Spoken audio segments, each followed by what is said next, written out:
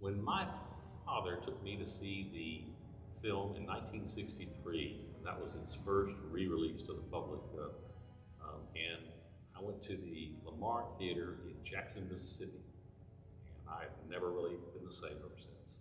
It just was an epiphany. I mean, it's one of those movies that wakes you up, your imagination, and that's what it did for me. And I became obsessed with the film at that time, and have had it my whole life.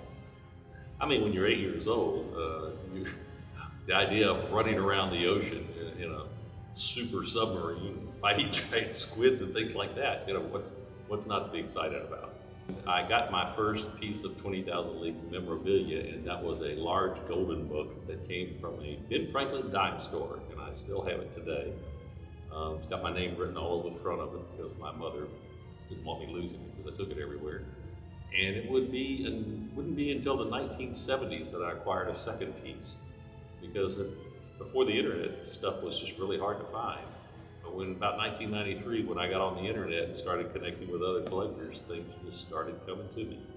And really, most of the items I have been generously given to me. And I think it's kind of important to keep this stuff because I realize it's pop culture, but most of it doesn't exist anymore except in the hands of collectors like myself. And so I think it kind of has an importance to it.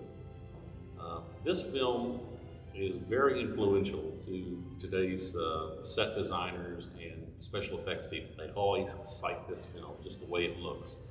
And today we'd probably call it steampunk.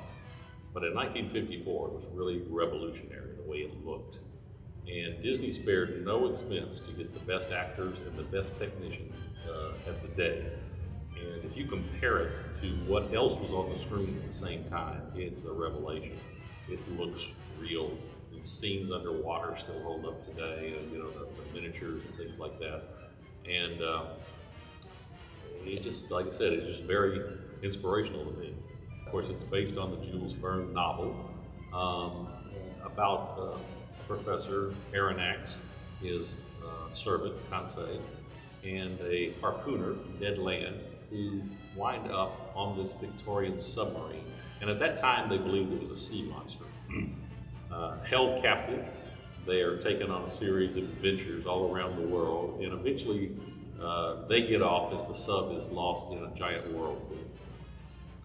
Now, when Disney made the movie, they realized that it was really just kind of episodic and it wouldn't work that way. So the screenwriter decided to make it into a prison escape movie, and that works very well, that our characters are constantly trying to figure out how they can escape to warn the world of Nemo's plans. Nemo, in the Disney film, is,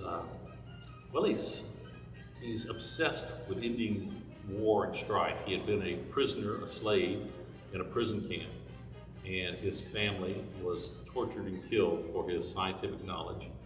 And once he did escape with some men from the island, they fled to a volcanic island that was very remote called Vulcania, built the Nautilus, and now his mission is to destroy warships in the scenes of war to prevent men from making strife against each other.